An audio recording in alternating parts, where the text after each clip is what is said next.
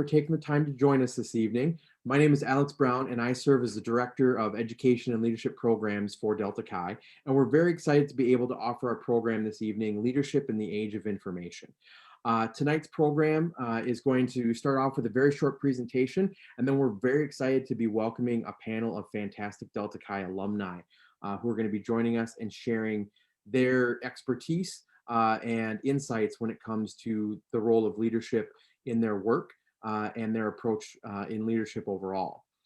And so a few quick reminders. Folks are pretty, I'm sure, familiar with the Zoom platform by this point in COVID, but please feel free. In addition to our panel discussion and some of the questions that we have for our facilitators and guests, please feel free. We're going to open it up as well if you've got questions for our panelists as well. So you can either choose to unmute yourself when the time comes or use the chat feature to share your thoughts. But we're going to begin this evening by talking a little bit about where this program came from.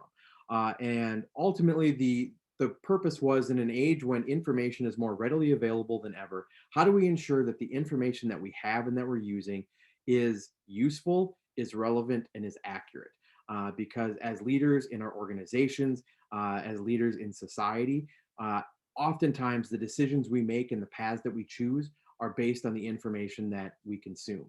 And so the feeling that to be a strong leader and to be a Delta Chi who's practicing our values, it's really important to be a good consumer of information. And so this quote from Sir Arthur Conan Doyle from the Sherlock Holmes books was something that I thought was very fitting in an age when we can take the information that we choose to fit theories rather than theories to suit facts. And so it's important to think about the role that information plays, not only as students, but as leaders in our organizations and in folks who are preparing to take on careers in an age where information is more vital and important than ever. So when we think about the role that you play as leaders in the organizations, it's not just about title, it's not just about positions, it's about how we choose to take action. And there are many responsibilities that you have as leaders in your organization. And so I think an important part for us to keep in mind is that regardless of what you're doing, information plays a key part in your ability to be successful. Finding information, analyzing information, processing information is central to all your actions. So whether you are planning recruitment, whether you are looking to plan and execute your large philanthropy event, whether it's just coordinating response to a situation that's going on in the organization, information plays a central role in all of it, because if you don't have accurate information, if you are not using the information that is at your disposal to think critically and plan your events, you put yourself in a situation where your membership, where your organization may suffer because of the lack of planning, the lack of preparation, and the lack of analysis that goes into the important decisions that you're going to be making. And so there's a quick little acronym that we're going to kind of focus on this evening, because when we talk about information, the idea of being accurate is something that you hear quite often.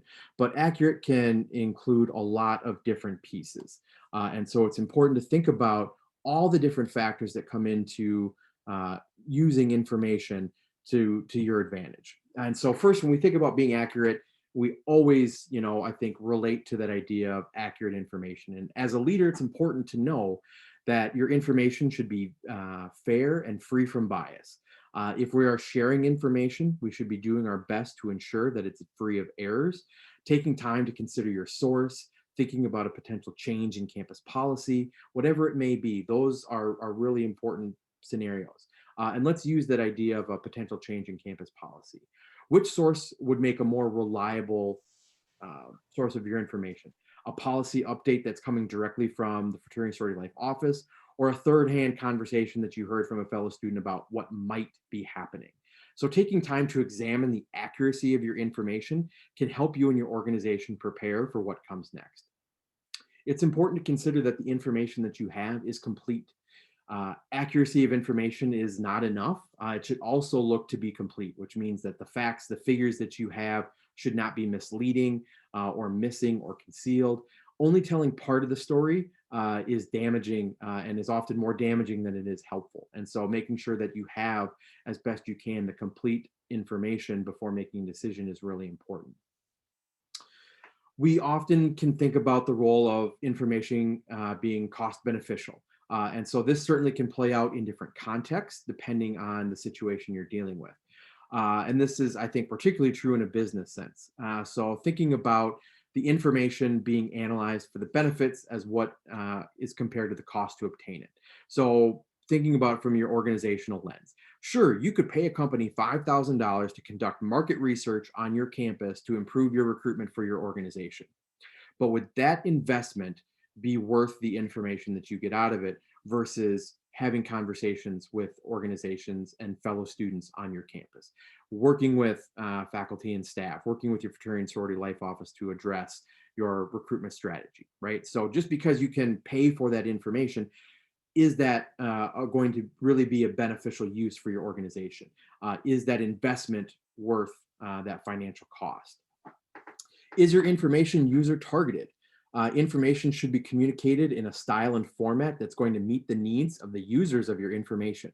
So communicating to your executive board is likely going to look different than how you communicate with your ABT or with the university. A recruitment chair may be giving a more detailed report in their one-on-one meeting with the B than they are in giving a report at a chapter meeting. And so thinking about the users that are going to be benefiting from this information is an important thing to consider as you're communicating with those around you. Is your information relevant? Information should be communicated to the right person. So it's easy, I think, for us to think of our A's in this scenario, and that the A should have every bit of information at all times and all decisions are running through them. Not every piece of information should be first communicated to the A to handle or to be distributed to the whole organization. So think about maybe that person in the chapter that continues to overshare.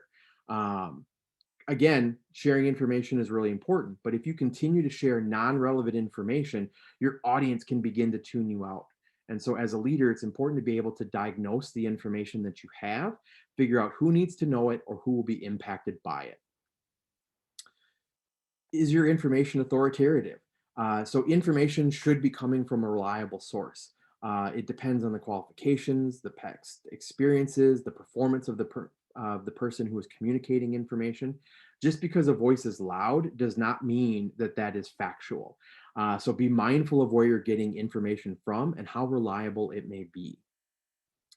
Information is timely. Information should be communicated in a manner so that the receiver of the information has enough time to decide how to respond accordingly. What is timely depends on the situation that's at hand. Information can impact a philanthropic event several weeks away and may require a different response than an emergency situation that's just popped up within your organization. So in addition to figuring out how you're communicating, that is the method in which it's communicated. So emails, texts, phone calls, social media, they all have their own pros and cons, particularly when it comes to the timeliness of information and how you're sharing it with your audience. If there is a situation that needs to be addressed now, sending an email might not be the best way to get that information across to the people who need it. So it's important to think about how we're delivering that information in the best way and manner possible to our audience. And finally, is the information easy to use? Information is most powerful when it's easily understandable. You could have the most fantastic outline presentation ready to go on why your organization should do something, but if you can't communicate that information to the folks who need it, the ability to act on that information will be limited. Think about our style, the structure, the jargon that's used, and who your audience is. For all of us in Delta Chi, we love our acronyms. We love our those pieces that are uniquely us. And so using that in a message to alumni is going to be received differently than talking to a potential new member. If you had a meeting with the vice president of student affairs on your campus and you were talking about all the great work that your E was doing, great. Does that vice president of student affairs have any idea who the E is or what they do? And so for an organization like ours, where we have acronyms, where we have lettered officer positions, not everyone is going to know what we're talking about. And so it's important that we tailor our message to the audience at hand to make sure that the information is getting to the people that need it. And so as we think about what we choose to do as leaders and how we use the information that's available to us, it's important to think about all the different ways that it is impacting what we choose to do as individuals and as organizations. So the information that we have impacts our ability to communicate with others. It impacts our decision making, recruitment, retention, brotherhood. Everything we do is influenced in some way, shape, or form by the information at hand. Think about the time that you have struggled to get people on board with an event that you have planned. Chances are your ability to communicate information played an essential role in that success or failure of the event. When you think about making budgetary decisions for your organization or anything else going on where your chapter or colony is forced to act on something, being able to communicate information and why you are for or against something is really important in coalition building and getting momentum for a cause or a project that you are excited about. Helping somebody understand why they would want to join the fraternity, information is key. If you are not communicating the value of membership, why would somebody say yes to joining an organization that is a lifetime commitment? And so, where else, if we are not communicating the information of the benefits of membership, where are they getting that information from? And so, it is our responsibility to really focus on the information that we have and that we're communicating and that we're sharing with others to make sure that our message is being heard. And the same goes for retention and brotherhood. Uh, you maybe have a great elevator pitch on why somebody should join the organization, and that's fantastic. But can you talk to somebody about why they should stay involved?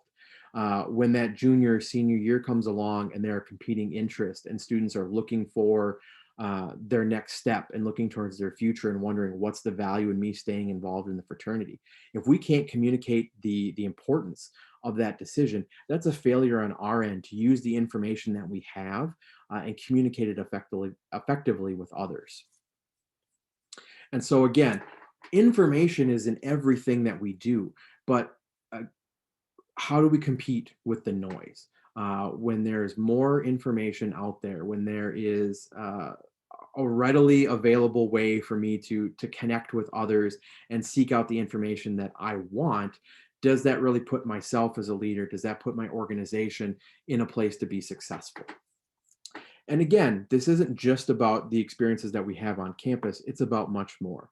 It's about how we choose to use this information that is going to be around us for the rest of our lives to good practice, and knowing that whatever path in life we choose, whether that is figuring out my place in society, how to be a good citizen, whether that is thinking about the nonprofit work that I do, the business that I'm a part of or that I am running, how do we use information to put ourselves in the best situation possible to find success?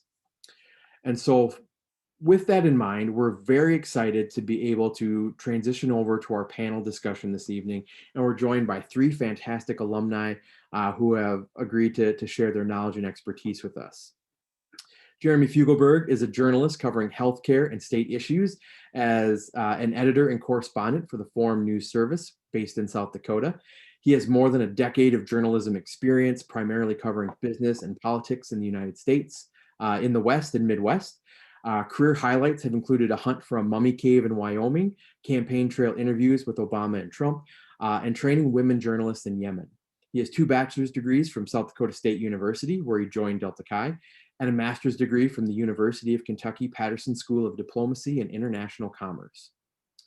Jonathan Larson joined Delta Chi as a member of the Iowa chapter. He has served in various capacities as an undergraduate, including 2 terms as the A, and has served as a post-graduation, and currently serves as the ABT president for the William and Mary chapter and House Corporation president for the former Iowa chapter's House Corporation.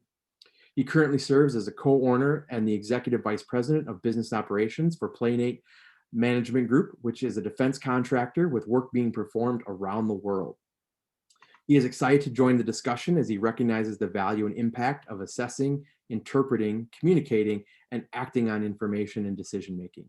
His experience working with senior levels of leadership among Department of Defense and the private sector has provided him with insights on how information can be manipulated, withheld, and or communicated in manners to suit the presenter's purposes, at times not in alignment with the recipient's needs or requests, which can be intentionally or unintentional. Being cognizant of this can help everyone improve their synthesis, application, and communication of information to improve operations at all levels. And we're thrilled to welcome Felix Alonso, a 1995 graduate of our Ohio State chapter, where he has majored in Spanish. Felix earned a master's degree in higher education and student affairs administration from the University of Vermont and is currently a PhD candidate in leadership and change from Antioch University. Felix serves as the Director of Student Philanthropy at Ohio State, where he oversees and directs all student philanthropy initiatives. He also advises Buckeye-thon, Ohio's largest student-run philanthropy, which coordinates Ohio State's dance marathon and has raised over $11 million for hematology, oncology, and bone marrow transplant department at Nationwide Children's Hospital. Felix began his career in Ohio State in 2000 as the Director of Student Programs for the Alumni Association and later served as the Associate Director for Student Life and the Multicultural Center. So with that, a huge thank you to our panel for joining us this evening. We're going to kick things off with a very quick question, really at that basic level in understanding how you use and process information in the work that you do. Jeremy, would you like to kick us off? Sure. Yeah. How do I use information? Information is my job. As a news person, that's a huge piece of everything I deal with. And as much as it's something that I do on a daily basis, it's something that I think about in terms of responsibility. The only reason I'm valuable to the people who read my work or the people who read the work that I edit, the only reason I'm valuable is because people trust me, because they trust that I'm going to find them the information that they want to know that they might struggle to find otherwise, and I might provide them context for that information that helps them have a better understanding of something they didn't know before, or something they knew about but they didn't know more about it to give them a better understanding. So, I mean, that's really the crux of my job. Everything else is secondary, right? The platform is secondary. I mean, I started in newspapers. Obviously, that's all shifted online. Social media is a huge component of what I do. But what I do comes down to working with information in a way that builds, that uses a reputation I have from an institution and myself of trust to make that information more valuable to people who otherwise wouldn't care about it. Great, thank you. Jonathan, would you like to tell us a little bit about how you use and process information in your work? Yeah, absolutely. I rely on folks like Jeremy within my organization to feed me information to help inform decision making, because I don't have time to do the research that's needed to make an informed decision. So I rely on my staff to do that for me, come to me with information. It's just like you said, it's accurate and all those principles where it's fact-based, informative, and directed at what I need it for to make decisions on where we're going to make investments. Do we hire new staff or not? Do we expand operations? Do we go after these certain business development pursuits? So I use it constantly throughout the entire course of the day. So, and as you said, there's always different ways to communicate it to me, which that's what we encourage our staff. You know, if it's critical, you got to call me. Don't send me an email. You know, I've got blocks of time where I'm in a meeting and I'm not going to see it. So yeah, all those points you pointed out on that accurate acronym are key and elements that we use. Thank you. And Felix, how are some of the ways that you use and process information in the work that you do? Interesting, working in philanthropy. So not only do I fundraise for the university, I teach the importance of fundraising and being civically engaged. So how are you global citizens? And I think that most people wouldn't think of philanthropy as being part of the information age. And it isn't so much information we receive, but the information we're giving. Being at a large research one institution, the data of our university is very valuable to the community. So it's called philanthropy information. And sometimes information that we have is more valuable to a community than any grant or volunteer program that we may have. For example, university data on traffic has been used to help city planners improve infrastructures and reduce congestion. Information on cell phone location has been used to understand human travel effects that spread malaria. So the information the university has as far as the research we're doing in all types of different areas of academia can be used to improve our communities, not just in Columbus, Ohio, but globally, and a very important piece of philanthropy information. Thank you. And, you know, a big piece of that Jeremy mentioned that I had on here really, really big is that in philanthropy, our role really is about making relationships. And if there's no trust, there's no relationship. That's a great point. That is certainly an essential part in being able to build the trust and of that audience, and knowing that the information that they are receiving and engaging with you on is certainly an essential part. Jonathan, a question for you. When there's so much information available at any given time, how do you begin to approach processing all of it in your line of work?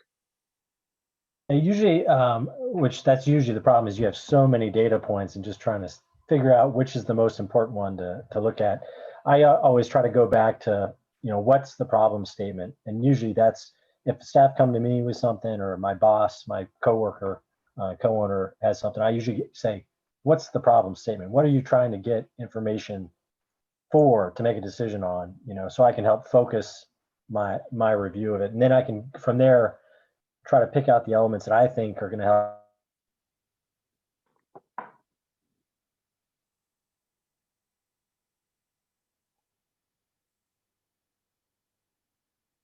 Oh, I think Jonathan might be frozen here for a moment. Help form a cogent approach.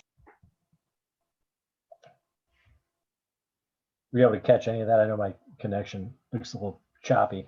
Sorry, yeah, it looked like it froze up for just for a quick moment. But you were saying the problem-centered approach and solving the problem statement. Absolutely, yeah. And then from there, I can figure out which elements are going to help me come to a conclusion that I think is based in fact and the right data points. Wonderful. Jeremy, how about for you? When you're going about your work in journalism, how do you begin to figure out searching for that information and processing what is or is not relevant to the work that you're doing? Well, major starting point for me is knowing who my customers are, right? Who my readers are, who my consumers are. So for me, my main customers are subscribers for the chain that I work for, which is 35 news outlets across the upper Midwest, North Dakota, South Dakota, Minnesota, Wisconsin, but also a broader readership, right? There's a lot of people outside of those areas who read the stuff that I do online or through social media. And so first is having as good an understanding of the customer and their needs as I can as a starting point. And then the second point is just constant filtering. You've got to constantly be filtering, like, who's a valuable source here. Like, as you build a better understanding of, so let me give you an example instead of just throwing it out wide. So for example, if I'm talking about, and this is a very current thing for me, trying to get an understanding of how many hospital beds are available in a state, right? Which is a real question right now in this part of the country, as COVID is surging like crazy in most of these states that I'm in. So who do you trust for that? Well, so I've got information sources that are the major health systems, but they have some incentives to not always be 100% transparent about that, right? Same thing with political leadership. They're also kind of trying to calm the population, but also provide useful information. So then, I've got a whole other set of sources, which is people talking to me who are frontline workers, who are nurses, who are doctors, whose input is incredibly valuable. And I mean, they're right there, but they also don't have the big picture either, right? So constant winnowing, constantly measuring people's information against other information to try to get to the closest approximation of the truth that you can get to. And that's really, a powerful tool for me has been regular winnowing of, and it's not that I cut people off necessarily, right? It's just thinking clearly about who do I want, say, filling my social media feeds, right? And if I'm covering this particular area, I need to definitely think more about who's in that versus not.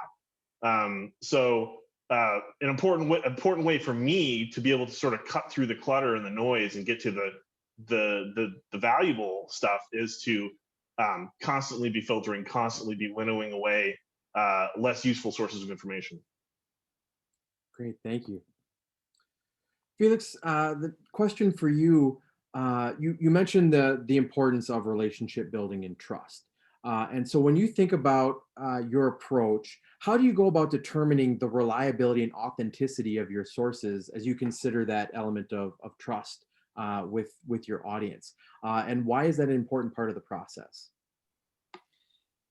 So it's important for us to build trust as the university, and then to be in relationship with those that we trust as well. So as we look at, as I mentioned earlier, philanthropy information, as we look at all the work that we're doing at the university and all the research we're doing, I'm then looking at where can I find folks who may want to invest in that, or they want to give to the university in those areas. Something you mentioned earlier, Alex, when you were doing your presentation, is accuracy, and how important accuracy is in verifying the information. So as I'm working now, for example, finishing up my dissertation, it's very similar to doing that work. Who are the folks that we are citing?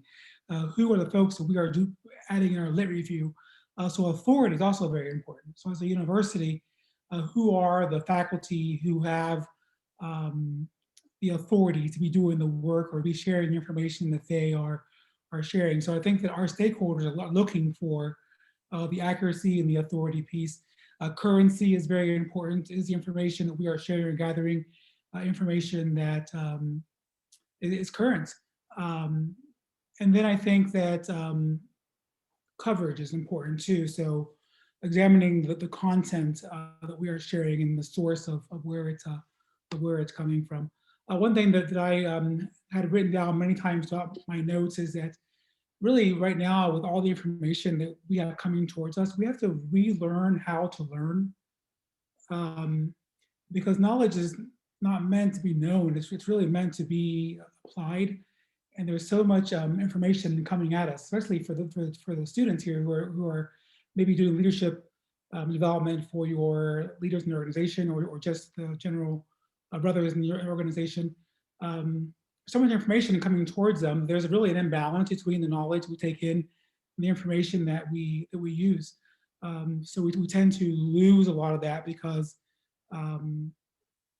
it's just too much. So think about how we learn. For example, my son, who's 8, learned to ride his bike for the first time this summer without training wheels. And when I was a kid, learning to ride a bike, you just went out there and did it. And I fell many, many times learning how to ride the bike, but I was applying that information. For my son, and maybe for a lot of our students now, the way you learn things is that he spent quite a few days and hours looking at YouTube to see how it is you ride a bike. So when he went out there, here he has some knowledge of, well, this is how I'm going to try to balance the bike. And this is how I'm going to, which at the end of the day, I think maybe helped him. But where I think it failed was that for me, I knew that one thing for certain, when I learned to ride a bike, was that I was going to fall and perhaps get hurt. So when I did fall and get hurt, I was like, well, I knew that. So I get back up and do it again. So I think that the relearning how we learn is really an important part of how we process information. Great, and I think that's a great point. The idea and concept of when you talked about the idea of applying the knowledge, that information on its own is great, but unless it's used towards a particular purpose, its ability to impact the work is certainly limited. And I think as an organization who continues to talk about and promote how our members are meant to be people of action, thinking about how we use the information available to us to result in some sort of actionable item or change or mission, I think is a really great point. Jonathan, the same question to you. When you think about all the information that you process and go through, how do you go about determining reliability and the authenticity of your sources? Yeah, and one of my good friends, he told me a long time ago about information. He was in the senior levels of military, and he pitched information as three components: speed, quality, and cost. And he would use as an example. The general would say, "I need this information right now," and he said, "Well, okay, I can get it to you really quickly, but it's going to be low quality and it's going to be high cost. Is that what you want? Or do you want high quality? Because if it's high quality, it's going to take some time and it's going to cost you, but not as much as this urgent stuff." So I think when you ask your staff or you're communicating that information, that's good to keep in mind. If you ask for something right away, it may not be very good quality. Or if it's something that just hits the news wire that was 10 minutes ago, it's probably not verified. It's probably not high quality content. So you got to keep that in mind when you're evaluating some of the data, even from your staff. If they said, "Oh, this just happened 5 minutes ago," well, is that confirmed or not? I'm not sure. So I think that's a component of your evaluation. And then, of course, um, ultimately, what's the source? Is it from an authoritative source, like you said? There's the Congressional Budget Office. For the most part, they're unbiased. They just give you the straight stick. We ran the numbers. This is what it is. We don't have a lean one way or the other. That type of source is typically a good one to follow. But if you look at your source and you say, well, this person's a member of this group, they might have a slant to their analysis or their information. So you've got to look and kind of pull the string in terms of where is this information coming from and what's the makeup of that source when determining the context of which it's coming in. That's usually part of my nexus. That's a really great analogy. And just thinking of that speed, quality, cost that you mentioned, I know one of the places that my mind went to is thinking of those decisions that get made in a chapter meeting, or that late minute planning that often is a scenario that our groups run into, and the idea of, yes, we can do things last minute, but how does that impact those other, quality and cost of what we're going to be doing? And I think that's a very relevant piece for us to think about, and the benefits of using that information to be proactive rather than reactive.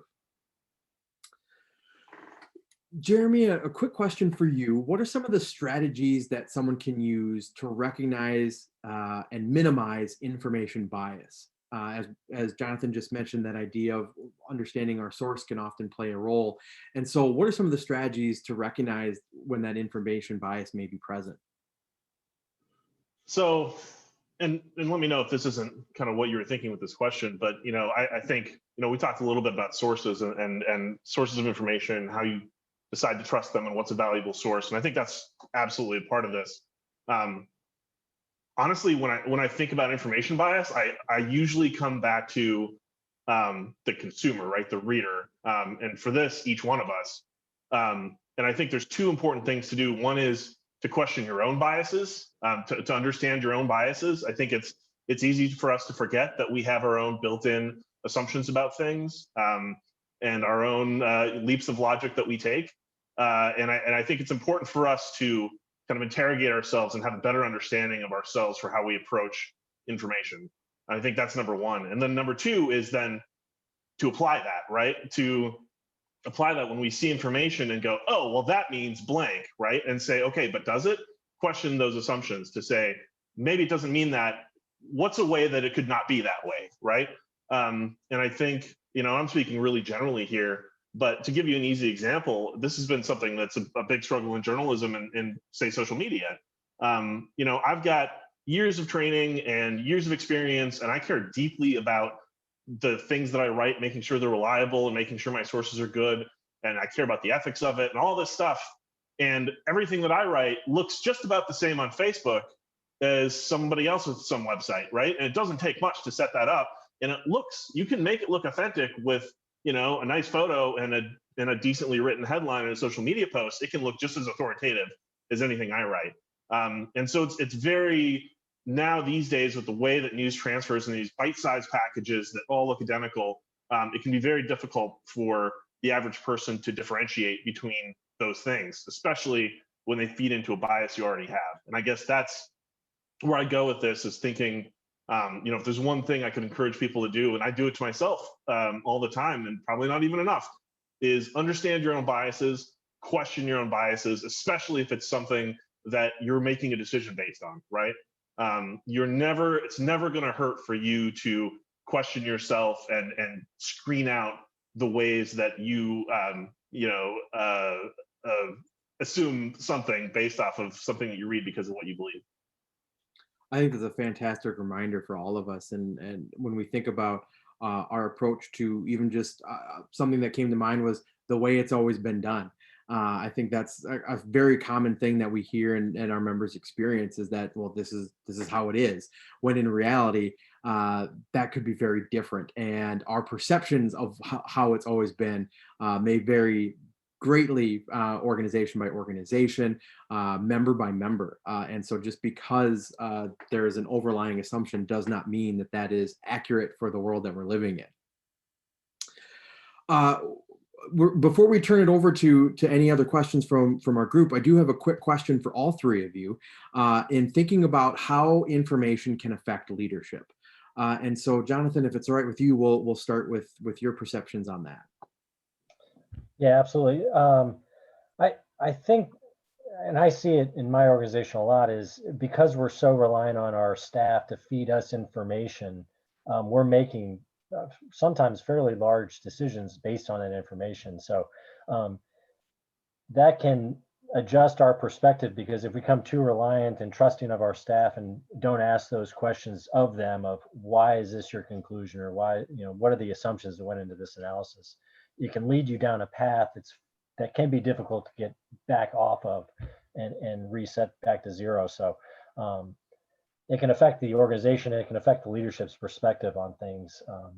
And it can cause all kinds of elements that you brought up earlier about kind of strife within your organization and turmoil. And, for a business, last thing we want to do is have staff leave because they disagree with a decision we made because we didn't socialize it or do our research or due diligence before acting upon it or communicating something. So it can have devastating effects on the staff's perception of leadership, as well as the leader's decision making going forward, certainly.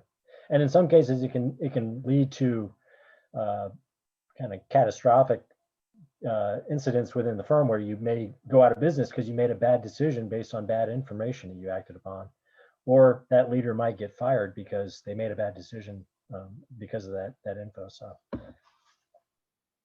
thank you, Felix. What are your thoughts on how information can affect leadership? So my studies are in organizational behavior and org psychology, so leadership and change. And if you think about, we're always making decisions, right? And I think that what's happening is that we have so many decisions to make every day that's leading to decision fatigue as leaders. And we find the act of making our own decisions really exhausting. So something that Alex mentioned earlier from the quote that he shared, it's important for us now more than ever as leaders to really have strong intent and consistently reiterating our mission, our vision, and our values. Again, back to the piece of if there's no trust, there's no relationship.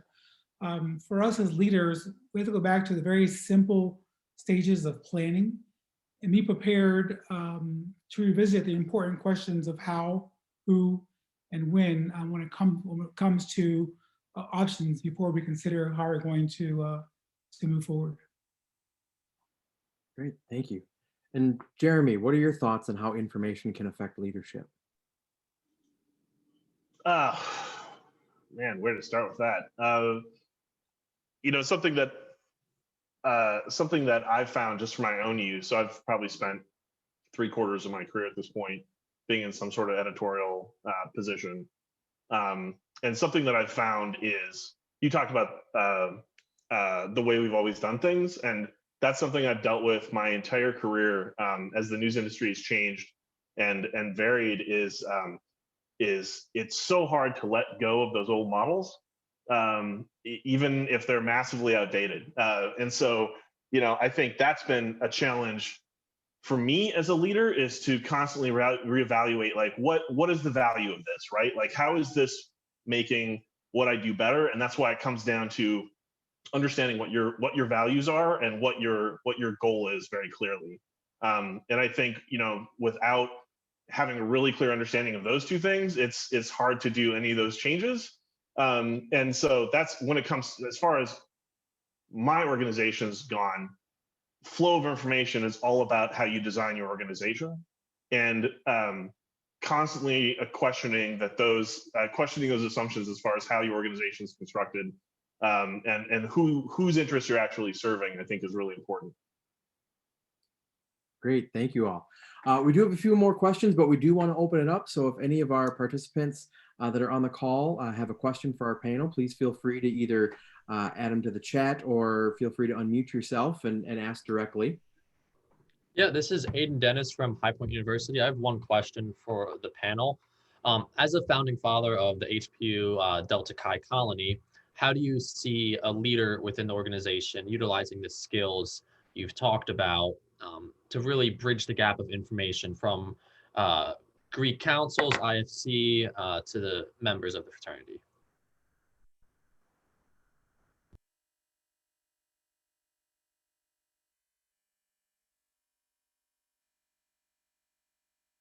Go for it, Felix. Sorry, did you have your hand up? No, but I can. I've done a lot of research on fraternities and sororities and the future of Greek organizations, and I keep coming back to, and I do research around student leadership development, in particular transformational leadership, relational leadership, and servant leadership when it comes to fraternities and sororities, and creating sense of belonging and teaching pro-social behaviors in fraternity men and sorority women. And it's tough because we have a lot of naysayers going against the work that we're doing, and sometimes rightfully so, because we're not always making the best choices in the work that we do. So as leader of a fraternity, especially a newer fraternity, it's really important to understand how important your reputation is, the reputation of the fraternity. And it's not just your local chapter, but the international fraternities. And I think that organizations with strong positive reputations are going to attract better people.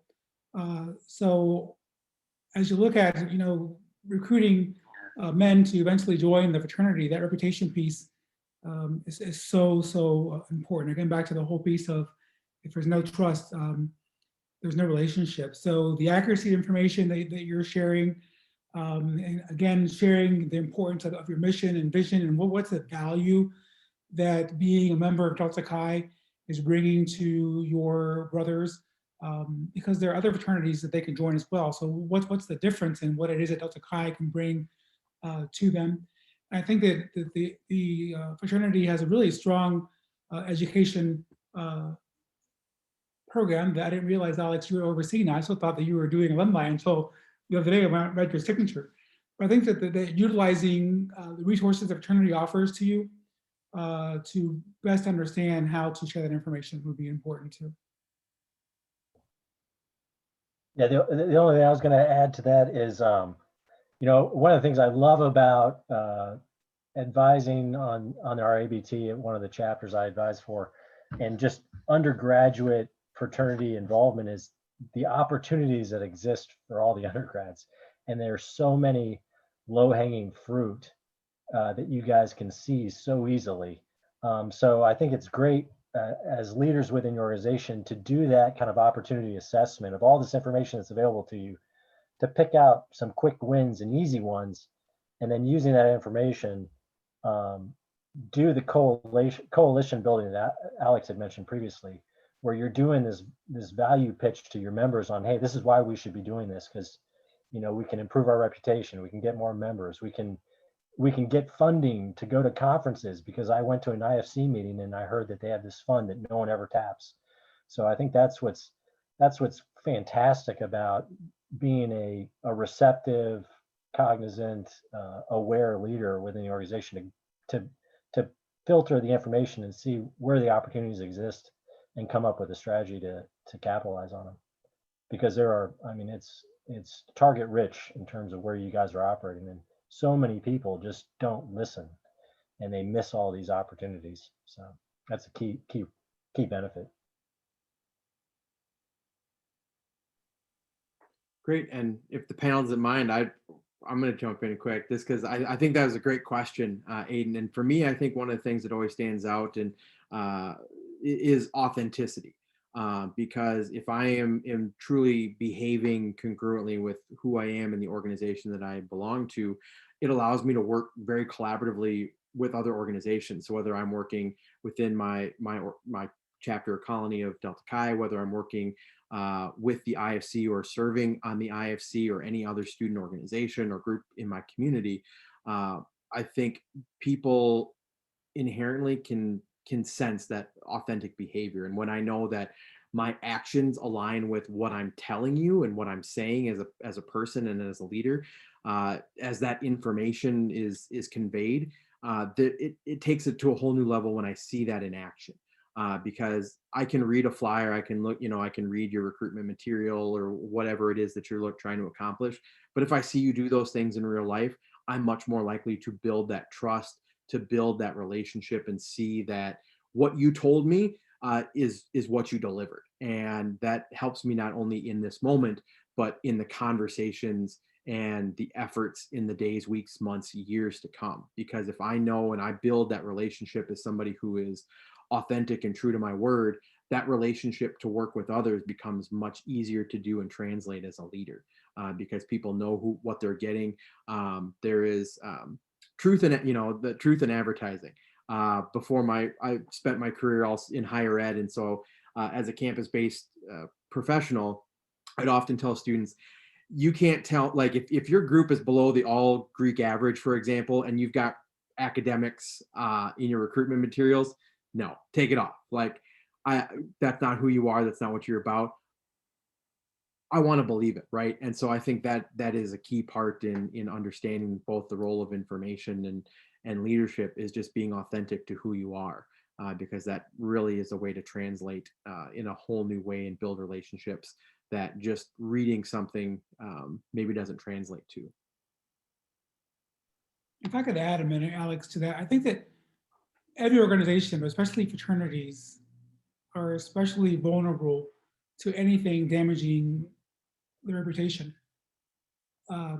So the importance of being authentic and the importance of being transparent is going to then create loyal brothers, going to create loyal relationships with other fraternities and sororities on campus, loyal relationships with your student affairs, student life offices, fraternities, sorority advisors, so that the more you can do in sharing the authentic information and being transparent with folks and opportunities to create a sense of belonging and a sense of ownership with your brothers, then the more loyal they're going to be to your chapter, and I would argue even lifelong loyalty to the fraternity.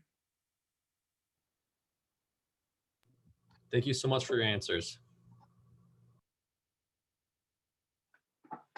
Great. Well, feel free, if there are any other questions, please feel free to either unmute yourself or throw them in the chat. While we wait for those, one more question for our panel. In knowing that, and we'll throw this one to Jonathan to start. What are some of the ways that people can use information to help hold each other accountable?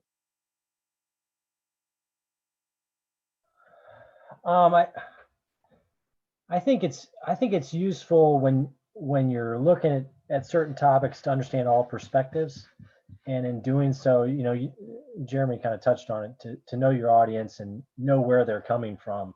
I find that's helpful when you're armed with what some of their views might be, which might differ from your own or your own biases, so that when you're having a discussion, it's a productive one where you can sympathize and empathize with them to get their consensus that, hey, you're not fighting them, you're trying to come to some sense of agreement, and you understand their point, but hey, here's my perspective, and this is why I think it may work. So I think in many respects, is if you can do your research and you have the time to do it, try to understand all the angles, so that you can have a productive discussion and it's not combative and not viewed as combative from the other side. Hopefully that's on topic there. Definitely. Thank you. Felix, what are your thoughts on ways that information can be used to help hold people accountable? In the university setting, it's more on how we hold ourselves accountable than holding others accountable. So we're looking at different things. We're looking at information rights and obligations. What information rights do the individuals we work with and organizations that we work with possess with respect to information about themselves? What information do we hold and are accountable for as a public state land grant institution? That our mission is to serve our state. Very important too is property rights and obligations. So especially when it comes to intellectual property at a university, the accountability around how we protect intellectual property in digital society. So system quality and standards of data system quality is very important for us at a university. So I would say it's more about holding ourselves accountable than others. And I think it's important too to think about as leaders as well. When I think about accountability, I always think of myself first. And when I think of any situation that I might be in or my team is in as a department or the students I work with, I always talk to them about having an accountability lens. So to think about what could I or we have done differently to have different results in whatever result we're having, right? So it isn't always playing the victim, but having an accountable lens on what are we doing to make sure we're having positive results. Great, thank you. And Jeremy, same question to you. What are some of the ways that information can be used to help hold people accountable? So the easy answer here from the news thing is say, oh, well, we hold powerful people accountable. But I think everybody knows that that's something that journalism tries to do and sometimes does and sometimes isn't so good at it. I think what's a more important angle of that for me, and it gets just what we're just hearing, which is it's keeping yourself accountable, right?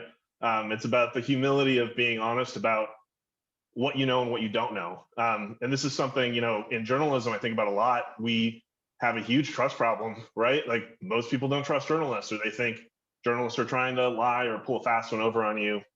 And so I think, now more than ever, it's important for us to use all the tools we have to be transparent about where we get information.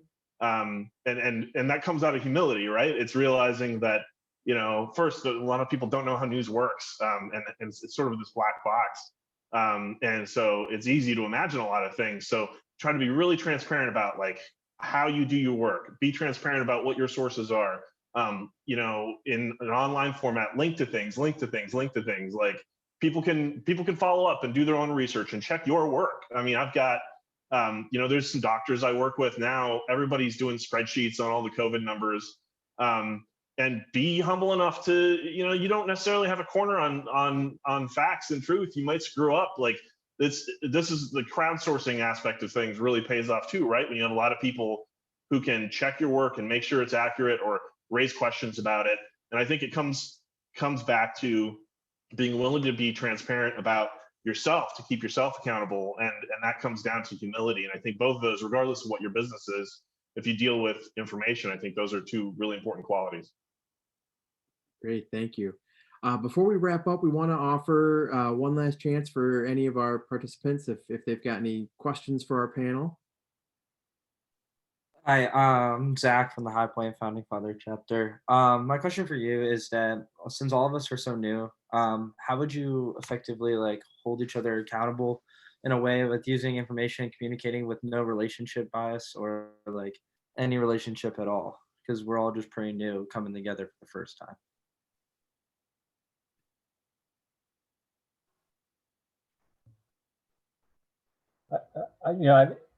I would say kind of that point that you just raised and kind of starting the conversations from that perspective is helpful to say, hey, we're all new at this. We don't know the right answer, but we want to get to right. So let's work together. This is what I think. This is what I know. What do you think? That way it's not contentious and you can get to a desired end state that everyone can agree upon, especially because you're a new group and you're all coming from different perspectives and different experiences and everyone's got a different idea of what right might look at, but what it might look like. So I think having an open, honest dialogue in that respect can be the most productive. And in the end, you guys will all get somewhere together and you won't have to worry about alienating somebody and them dropping the chapter and then kind of poisoning the well. something that was mentioned from the very beginning that Jeremy mentioned is that whole piece of trust. So how do you build trust with your brothers? Sometimes it isn't about the answers, but more so the questions. The questions seem more important than the answers. So how do you start building community, building rapport, and building that trust? And going back to what we talked about for the past hour, and the information that you share, as Alex had mentioned earlier about being authentic and being transparent, building community, building sense of belonging, and more importantly, having everyone feel ownership in the chapter that you are working to create will be very important as well.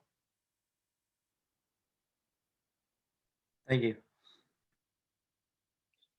Great. Well, we are right up at our time for the evening, but just to kind of close and wrap things up, I'd like to turn it over to our panel for one last bit of advice for our members and participants in navigating this age of information and leadership.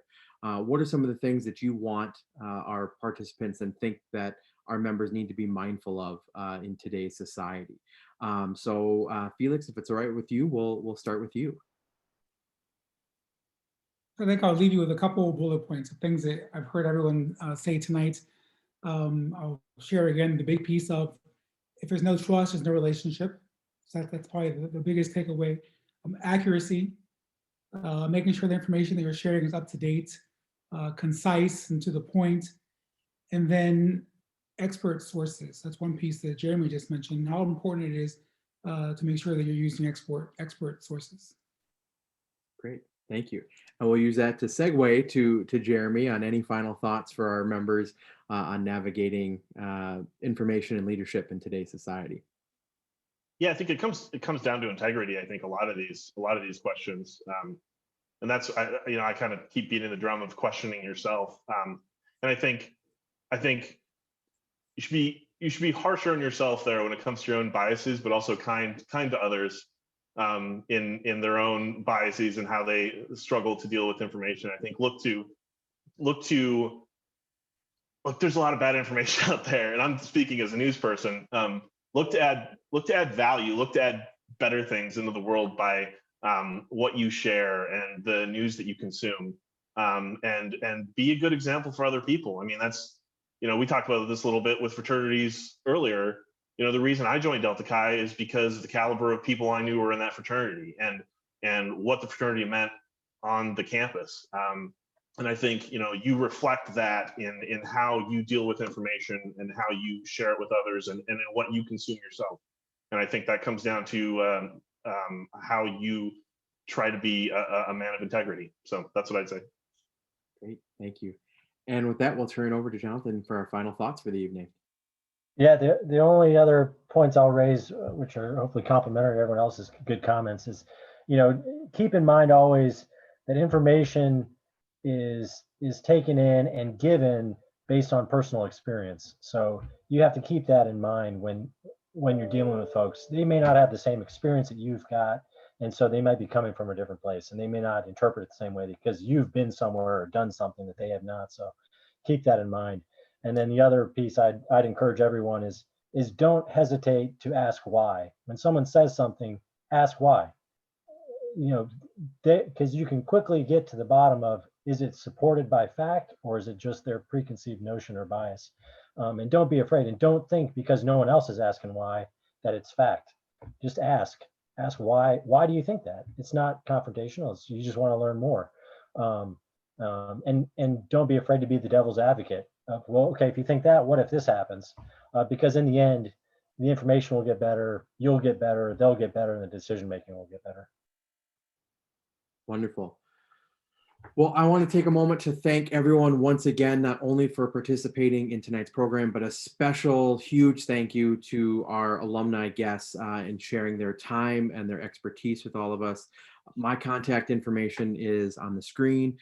Please don't hesitate to reach out at all if we can ever be of service. The recording of this program will be going up on our website. We continue to expand the resources available to our officers, our members, our alumni. on our website. But if there's ever something that you feel would be needed or of value, please reach out. We're always working to expand the support available to our members on a wide variety of topics. So thank you all for taking the time to invest in tonight's conversation, to invest in yourself and seeking out ways to be better consumers of information. Thank you all very much and have a fantastic rest of your evening. Thanks, guys. Have a great night. Thanks, everyone. Thank you so much. Thank you so much.